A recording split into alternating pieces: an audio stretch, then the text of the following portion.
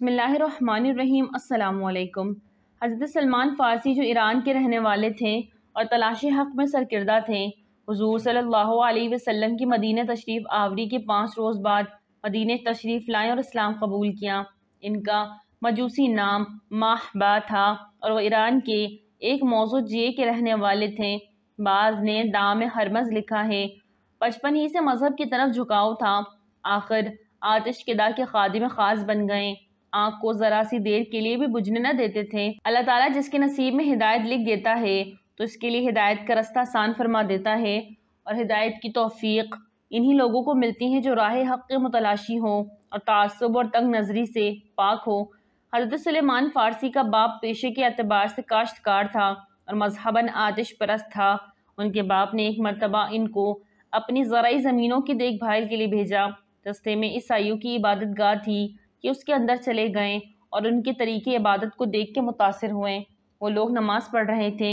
حضرت عیسیٰ علیہ السلام کی تعلیمات کچھ نہ کچھ اس وقت تک زندہ ہوگی۔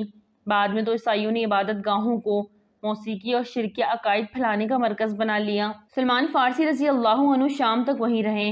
واپس آ کر باپ کو پورا حال سنایا اور کہا کہ ان کا دین ہمارے دین سے بہتر ہے۔ باپ نے تردید کی اور بیٹے کو سمجھانے کی کوشش کی، لیکن یہ اصرار کرتے رہے کہ آتش پرستی سے عیسائیوں کے دین بہتر ہے۔ جب باپ کو خدشہ ہوا کہ آباء و اجداد کا مذہب بھی چھوڑ دیں گے تو اس نے ان کو گھر میں قید کر دیا۔ کس طرح حضرت سلمان فارسی رضی اللہ عنہ گھر سے فرار ہو کر ایک قافلے کے ساتھ شامل وہاں چلے گئے جو عیسائیوں کے دین کا مرکز تھا۔ وہ عیسائیوں کے سب سے بڑے مذہبی پیشوا کے پاس رہنے لگے۔ حضرت سلمان فارسی رضی اللہ عنہ فرماتے ہیں، یہ شخص بد دیانت اور دنیا پرست نکلا، لوگوں کو صدقہ خیرات کی ترغیب دلاتا اور جو اموال صدقے کی مدد میں آتا وہ خود رکھ لیتا اور مسکینوں کو کچھ نہ دیتا۔ اس کی موت کے بعد حضرت سلمان رضی اللہ عنہ نے اس کو ماننے والے کو اس کی حقیقت بتائی اور اس کے گھر میں رکھے ہوئے سونے چاندی سے بھرے ہوئے 7 مٹکے دکھائے تو لوگ بڑے برہم ہوئے اور ان کے دل سے اس پادری کی وہ وقت نکل گئی۔ انہوں نے اس کو دفن بھی نہ کیا بلکہ اس کی لاش کو سولی پر چڑھا دیا اور پتھر مار مار کے چورا کر دیا۔ اس کے بعد دوسرا پادری اس منصب پر فائز ہوا۔ حضرت سلمان رضی اللہ عنہ فرماتے ہیں، یہ دوسرا شخص اس پہلے شخص سے بہت افضل تھا اور دنیا سے بے رغبت تھا۔ مجھے اس سے محبت ہو گئی اور ایک عرصے تک اس کے ساتھ گرجے میں رہا۔ موت کے وقت اس نے وصیت کی کہ اب تم فلاں شخص کے پاس چلے جاؤ، کیونکہ اس کے سوا حضرت عیسیٰ علیہ السلام کی تعلیمات پر عمل کرنے والا کوئی اور میرے علم میں نہیں۔ جو شہر موصل میں رہتا تھا میں تلاش کرتا ہوا اس تک جا پہنچا۔ یہ شخص بھی عابد و زاہد تھا۔ میں اس کے ساتھ رہنے لگا۔ جب اس شخص کی وفات کا وقت آیا تو اس نے کسی اور کا پتہ دیا جو شہر نصیبین میں رہتا تھا۔ حضرت سلمان فارسی اس کے پاس رہتے رہے، پھر اس کی بھی موت آ گئی اور وہ شہر اموریہ کی کسی عابد کا پتہ بتا گیا۔ حضرت سلمان فارسی رضی اللہ عنہ اس کے پاس رہنے لگے اور کمانے کا مشغلہ بھی اختیار کر لیا اور کچھ مال بھی جمع ہو گیا۔ جب اس اموریہ والے پادری کو موت نے آ گھیرا تو سلمان فارسی نے اس سے دریافت کیا، اب بتائیے میں آپ کے بعد کہاں جاؤں؟ اس پر اس نے جواب دیا، بیٹا اب تو میرے علم میں کوئی بھی ایسا آدمی نہیں جو عیسیٰ علیہ السلام کے دین پر پوری طرح قائم ہو۔ اب تم اللہ کے آخری نبی کی آمد کا انتظار کرو، ان کے تشریف لانے کا زمانہ قریب آ چکا ہے۔ وہ عرب میں تشریف لائیں گے اور ایک ایسے شہر کی طرف ہجرت کریں گے جس کے دونوں طرف کنکریلی زمین ہوگی اور اس شہر میں کھجوروں کے باغات ہوں گے۔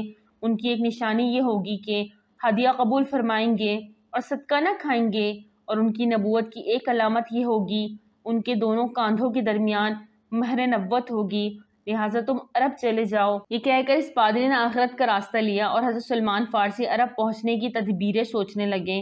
عرب کے کچھ لوگ تجارت کے لیے اموریہ پہنچ گئے۔ حضرت سلمان فارسی رضی اللہ عنہ ان سے کہا کہ مجھے اپنے ساتھ عرب لے چلو، میں تمہیں معاوضے کے طور پر یہ بکریاں اور گائیں دوں گا۔ وہ لوگ انہیں ساتھ لے چلے اور وادی القریٰ پہنچ کر انہوں نے دھوکہ کیا۔ حضرت سلمان فارسی کو اپنا غلام ظاہر کر کے فروخت کر ڈالا۔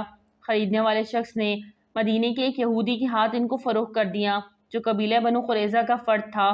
وہ انہیں مدینہ لے گیا۔ حضرت سلمان فارسی فرماتے ہیں کہ مدینے کو دیکھتے ہی میں سمجھ گیا یہ وہی شہر ہے جہاں نبی آخر الزماں صلی اللہ علیہ وسلم ہجرت فرما کے تشریف لائیں گے۔